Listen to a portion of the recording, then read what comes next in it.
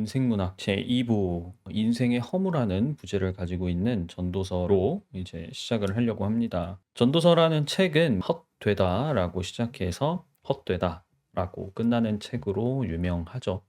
얼핏 보면 허무주의 또 염세주의에 가득 차 있는 듯 보이는 그런 책이 어째서 우리의 손에 성경으로서 남아 있는지에 대해서 많은 사람들이 여전히 궁금해하고 있을 것입니다. 그러나 전도서라는 책은요, 잘 읽어보면 그냥 단순히 허무주의적이거나 염세주의적인 결론으로 끝나는 책이 아니라는 것을 우리가 알 수 있어요. 자, 그러면 오늘은 그 첫 번째 시간으로 삶의 의미에 관해서 좀 이야기해 보려고 하는데요. 강의는 전도자의 말씀, 허무한 것들, 그리고 때와 하나님 순서대로 살펴보도록 하겠습니다. 자, 먼저 첫 번째로 이 전도서라는 책에 관해서 소개를 좀 해드릴게요. 전도서는요, 히브리어로 디브레 코헬레트라고 시작을 합니다. 그래서 이 책의 첫 시작 표현을 그대로 전도자의 말씀이라고 히브리어로는 그렇게 부르고 있어요. 특히 이 전도자라는 표현은요, 회중 가운데 선포하는 사람이라는 뜻을 갖고 있어서 설교자라고도 번역을 할 수가 있습니다. 루터의 경우에는 이 전도서를 독일어로 프레디거, 우리말로 하면 설교자라고 번역을 해두었죠. 전도서의 첫 시작은요, 다윗의 아들 예루살렘 왕 전도자의 말이다 라고 시작을 하고 있습니다. 이 표현에서 우리가 유추할 수 있듯이 솔로몬이 저자라는 사실을 암시하고 있어요. 다만 오늘날에는요, 이 전도서의 히브리어 문체가 페르시아 시대 이후의 문체와 유사하고 또 이 내용 전반적인 면에서 그리스 철학의 영향이 엿보이기 때문에 익명의 전도자가, 설교자가 솔로몬이라는 그 페르소나를 차용해서 쓴 것이다라고 보는 견해도 있다고 해요. 자, 근데 우리가 이제 전통적인 견해대로 이 저자를 솔로몬이라고 본다면 아마 이 책은 솔로몬의 말년에 쓰여졌을 것이라고 보입니다. 왜냐면 모든 향락을 누리고 또 수많은 지식을 깨달은 시점에 이 책을 썼기 때문일 거라고 보고 있어서 그래요. 자, 전도자는요, 자신을 소개한 다음에 이렇게 2절에서 운을 띄웁니다. 헛되고 헛되다. 헛되고 헛되다. 모든 것이 헛되다. 사람이 세상에서 아무리 수고한들 무슨 보람이 있는가? 자, 여기서 히브리어로 우리가 이제 헛되다라고 번역한 단어는 헤벨입니다. 헤벨. 히브리어 헤벨은요, 숨 혹은 공허 이런 뜻을 가지고 있어요. 자, 그러면 전도자가 아니 왜 처음부터 흩어지는 공기처럼 이 삶은 공허하다라고 선언을 하고 있는 것일까요? 그것은요, 자연 그리고 이런 역사 모든 것들이 계속 반복되기만 하지 변하는 것이 없다고 보고 있기 때문입니다. 전도자는 이렇게 얘기합니다. 세대가 가고 또 한 세대가 오지만 세상은 언제나 그대로다. 해는 여전히 뜨고 또 여전히 져서 제자리로 돌아가며 거기에서 다시 떠오른다. 만물이 다 지쳐 있음을 사람이 말로 다 나타낼 수 없다. 눈은 보아도 만족하지 않으며 귀는 들어도 차지 않는다. 이미 있던 것이 훗날에 다시 있을 것이며 이미 일어났던 일이 훗날에 다시 일어날 것이다. 그러면서 또 이렇게 얘기합니다. 이 세상에 새 것이란 없다. 보아라. 바로 이것이 새 것이다 라고 말할 수 있는 것이 있는가? 그것은 이미 오래전부터 있었던 것. 우리보다 앞서 있었던 것이다. 지나간 세대는 잊혀지고 앞으로 올 세대도 그 다음 세대가 기억해주지 않을 것이다. 여기서 이제 우리가 잘 알고 있는 전도서의 명언이 나오죠. 해 아래 새 것은 없다. 라는 말인데요. 전도자는 지금 반복되는 삶에 굉장히 지쳐 있습니다. 사람들은 늘 새로운 것을 찾아다녀요. 그리고 그 새로운 것을 좋아하지만 사실 따지고 보면 해 아래 새 것은 없다는 거예요. 보아도 만족할 수 없는 눈, 들어도 차지 않는 그런 귀를 달래려는 인생이 지난 세대에도 지금 세대에도 앞으로의 세대에서도 끊임없이 계속 반복될 것이라고 이야기합니다. 사실상 오늘날 지금 우리가 살고 있는 사회의 양상도 그렇습니다. 사람들은 항상 새로운 것에 목이 말라 있죠. 항상 새로운 것을 찾습니다. 끊임없는 연구와 개발 또 창작을 통해서 사람들은 뭐 어떤 새롭다는 것을 계속해서 소비하려고 해요. 하지만 이건요, 어떻게 보면 밥을 먹는 거랑 비슷합니다. 물론 먹으면 포만감이 있고 행복하죠. 그러나 먹으면 또 다시 배가 고파집니다. 그럼 또 먹어야 되죠. 굴레예요. 계속해서 반복되는 굴레인데 우리가 이 삶의 굴레에서 벗어날 수 없는 것처럼 사람들이 쫓아가는 그 새로움이라는 것도 마찬가지라는 거예요. 조금만 지나면 옛것이 되죠. 그러면 또 다른 새로운 것을 요구하게 될 거고 그 새 것은 조금만 지나면 또 옛것이 됩니다. 이 굴레에 인류가 갇혀 있다라는 한탄으로 전도자는 이 문을 열고 있습니다. 무엇보다 전도자는요, 자신이 왕으로서 통치하는 기간 동안 지혜를 얻고자 각고의 노력을 기울였다고 이야기합니다. 성경에 보면 솔로몬이 다룬 지혜는 천문부터 동식물 그리고 철학 같은 인문이나 건축 같은 공학에 이르기까지 소위 이제 오늘날 천재라고 부르는 그런 사람들과 같다고 말씀드릴 수 있어요. 그가 대단한 인물인 것이죠. 그러나 그는 여기서 하나님께 의문을 품습니다. 지금 화면에 보이시죠? 괴로웠다. 하나님은 왜 사람을 이런 수고로운 일에다 얽어매어 꼼짝도 못하게 하시는 것인가? 세상에서 벌어지는 온갖 일을 보니 그 모두가 헛되어 바람을 잡으려는 것과 같다. 구부러진 것은 곱게 할 수 없고 없는 것은 셀 수 없다. 지금 이 세 번역에서는 하나님은 왜 사람을 이런 수고로운 일에다 얽어매어 꼼짝도 못하게 하시는 것인가? 라고 질문형으로 번역을 했는데요. 이 표현은요, 하나님께서 우리한테 고생하도록 던져 놓으신 것이 바로 다름이 아닌 지혜라고 말하는 것입니다. 즉, 사람은 지혜를 찾느라 평생을 수고롭게 산다는 것이에요. 전도자는요, 지혜를 탐구하는 노력 끝에 본인이 얻은 결론에 대해서 이렇게 이야기합니다. 나는 또 무엇이 슬기롭고 똑똑한 것인지, 무엇이 얼빠지고 어리석은 것인지를 구별하려고 심혈을 기울였다. 그러나 그처럼 알려고 하는 그것 또한 바람을 잡으려는 것과 같은 일임을 알게 되었다. 지혜가 많으면 번뇌도 많고 아는 것이 많으면 걱정도 많더라. 이 말에 동의하시는 분들도 분명히 있으실 겁니다. 사실 지금 전도자가 자기의 삶을 통틀어서 내린 이 결론은 이 욥의 이야기와도 잘 이어지고 있어요. 사람들은요, 지금까지 철학, 신학, 그 외 여러 가지 과학들을 통해서 자연, 인간, 하나님, 이런 다양한 지혜들을 탐구해 왔습니다. 오늘날 시대에 우리가 어떤 것을 안다라고 말할 수 있는 게 굉장히 많죠. 그러나 우리가 알고 있는 것보다 사실 모르는 것이 훨씬 더 많습니다. 그 지식, 지혜에 대한 욕망을 품고 있던 인류는 결론적으로는 알고 있어요. 우리가 그토록 원하는 전지에는 결코 도달할 수 없다는 겁니다. 우리는 모든 것을 알 수 없다는 것이죠. 하지만 그렇다고 그럼 인류가 포기할까요? 아니요. 인류는 포기하지 않을 겁니다. 지금과 같이 계속해서 연구하고 발명하고 탐구할 거예요. 자, 그렇기에 전도자의 말이 더 가치가 있다고 저는 개인적으로 생각을 합니다. 왜냐? 제가 박스를 쳐드렸지만 아는 것이 많을수록 생각도 많아지고요. 걱정도 많아지기 때문입니다. 그것이 사실상 삶의 무게라고 할 수 있어요. 사람들은 다 알고 싶어 합니다. 욥도 그랬죠. 왜 나한테 이런 일이 일어납니까? 그러나 그 알미 해방은 아니에요. 오히려 우리가 많은 것을 알수록 우리에게는 더 많은 어깨에 짐이 지워질 수도 있습니다. 저는 그래서 성경의 계시가 66권인데 이 66권의 책으로도 사실상 우리에게는 충분한 지식이 아닌가라고 생각을 해요. 이거보다 더 많이 아는 것이 과연 정말로 우리를 위한 일일까? 아닐 수도 있다는 것이죠. 자, 그러면 두 번째로 이제 전도자가 이야기하는 허무에 관해서 좀 살펴보도록 하겠습니다. 자, 전도자는 앞서서 지혜를 탐구하는 것조차 헛되다라고 얘기를 했는데요. 그 외에 또 무엇이 헛되다고 말하고 있을까요? 전도서 2장에서는요, 크게 세 가지의 허물을 제시하고 있습니다. 첫 번째는 즐거움, 쾌락이죠. 두 번째는 슬기와 어리석음, 마지막은 수고, 그러니까 노동입니다. 근데 이 세 가지는 우리 인간의 삶과 떼려야 뗄 수가 없는 주제들이잖아요. 일단은요, 솔로몬이 이런 주제에 관해서 논할 수 있는 자격이 있는 이유가 있습니다. 솔로몬은 이 전무후무한 부를 거머쥔 사람이라고 할 수 있어요. 성경의 기록에 따르면 솔로몬이 한 해에 거둬들인 금은 666달란트라고 합니다. 이걸 무게로 바꾸면요, 우리 무게로 대략 22,644kg입니다. 톤으로 따지자면 22톤 정도 되는 거죠. 이걸 24년도의 금값으로 계산을 하면 2조가 넘습니다. 지금 금값이 더 올랐으니까 더 높겠죠. 자, 그러면 여러분 금으로만 솔로몬은 한 해에 최소 2조 원 이상을 벌어들였다는 거예요. 금 하나로만. 자, 그러면 재위 기간이 40년입니다.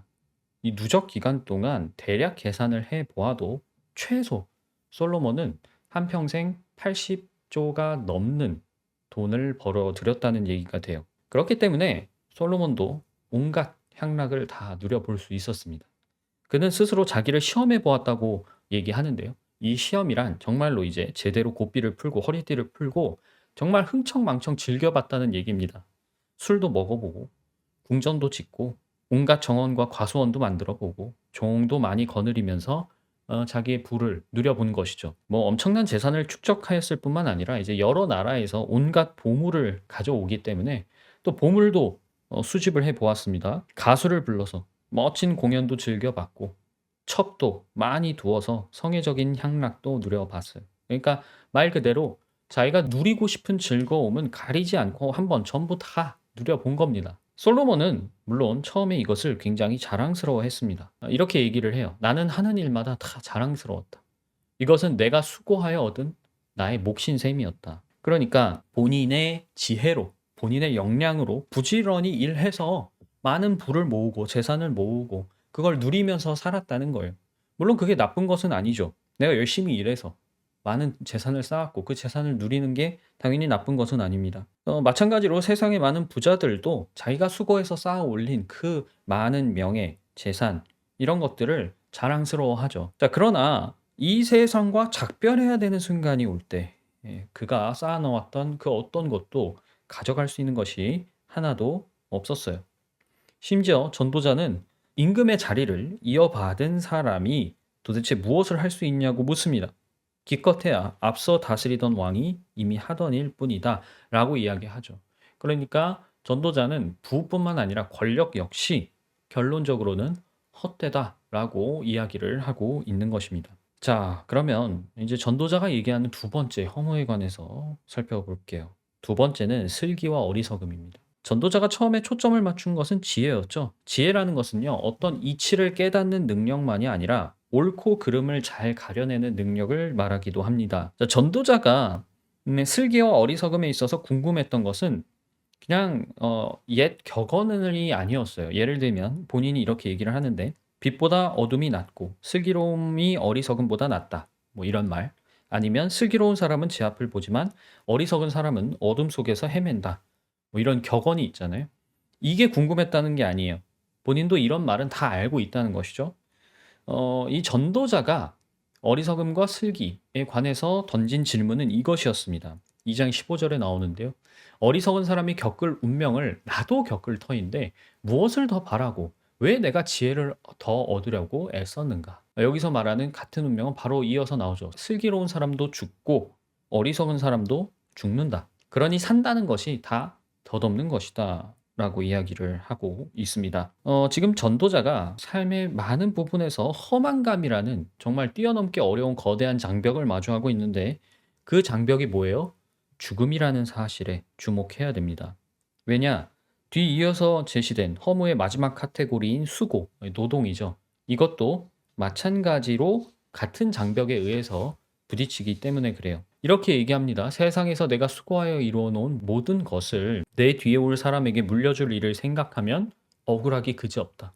뒤에 올 그 사람이 슬기로운 사람일지 어리석은 사람일지 누가 안단 말인가?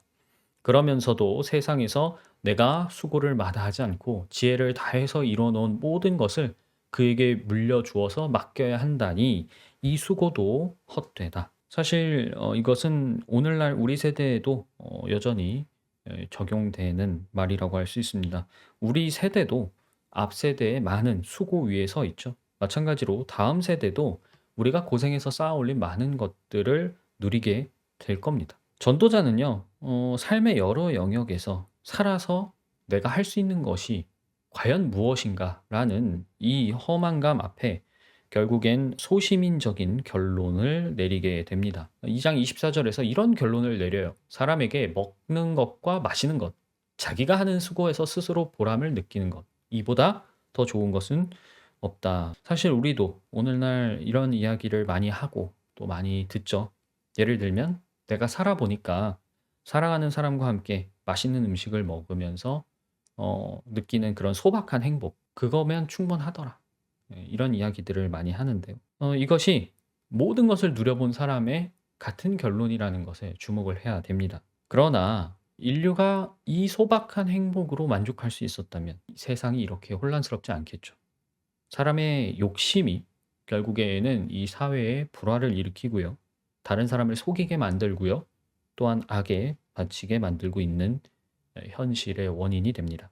사실상 이것이 인류의 반복되는 역사라고 할 수 있죠. 전도자가 느끼는 지금 이런 허무감은요. 시편에서도 찾아볼 수가 있습니다. 시편 90편에는요. 모세의 기도가 등장합니다. 모세는 유한한 사람 그리고 영원한 하나님 이 두 존재를 비교하면서 인간이 얼마나 무력하고 허무한 존재인가를 고백하고 있어요.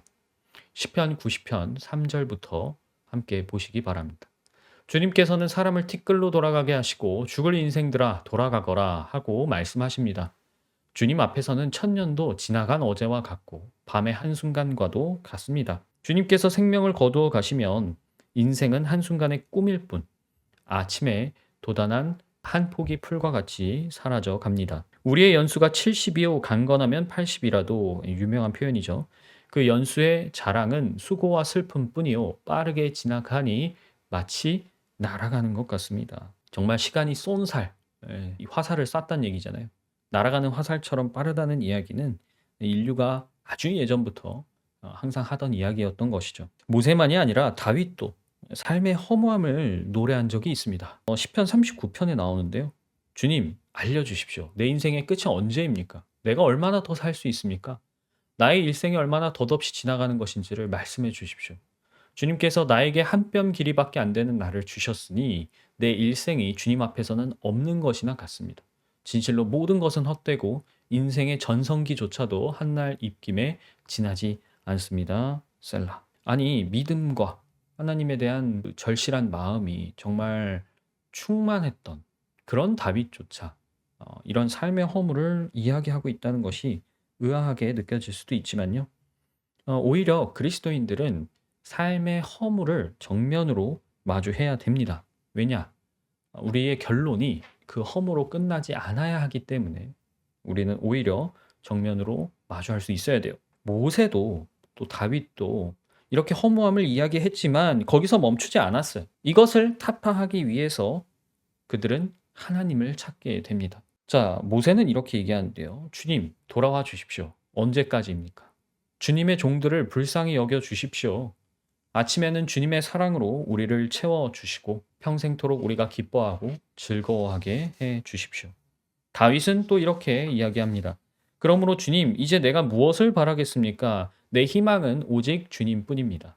내가 지은 그 모든 죄악에서 나를 건져 주십시오. 그러니까 우리가 보고 있는 이 전도서의 전도자는 이 허무감을 깨닫고서 아, 나도 결국에는 죽을 수밖에 없는 존재라는 사실을 빨리 자각하는 것이 지혜라고 이야기하고 싶은 겁니다. 이렇게 자신이 죽을 수밖에 없는 인간이라는 사실을 객관적으로 아는 것이야말로 삶에서 많은 욕심을 덜어내고 또한 아주 작은 것에 만족하면서 살 수 있는 법이라는 것을 우리에게 강조하고 있는 것이다 라고 말씀드릴 수 있겠어요. 자, 이제 세 번째로 때와 하나님에 관해서 말씀드리려고 하는데요. 전도자는 이제 3장부터는 앞서 살펴봤던 우리의 삶이 허무하다라고 말할 수밖에 없는 구체적인 증거를 제시하려고 합니다. 그중 첫 번째 증거로 내세우는 것이 바로 때예요, 때. 모든 일에는 다 때가 있다라고 전도자는 이야기합니다. 근데 여기서 제시하는 때의 예시들을 보면 우리가 이제 상보적 반이어라고 말을 하는 그런 특징을 가지고 있어요. 무슨 말이냐면 중간에 어떤 단계나 점진적인 정도의 차이가 없는 완전 정반대에 있는 개념들로만 이 때를 제시하고 있다는 겁니다. 자, 예를 들어서 태어날 때와 죽을 때, 그 다음에 심을 때와 뽑을 때, 죽일 때와 살릴 때, 허물 때와 세울 때, 울 때와 웃을 때, 통곡할 때와 기뻐할 때.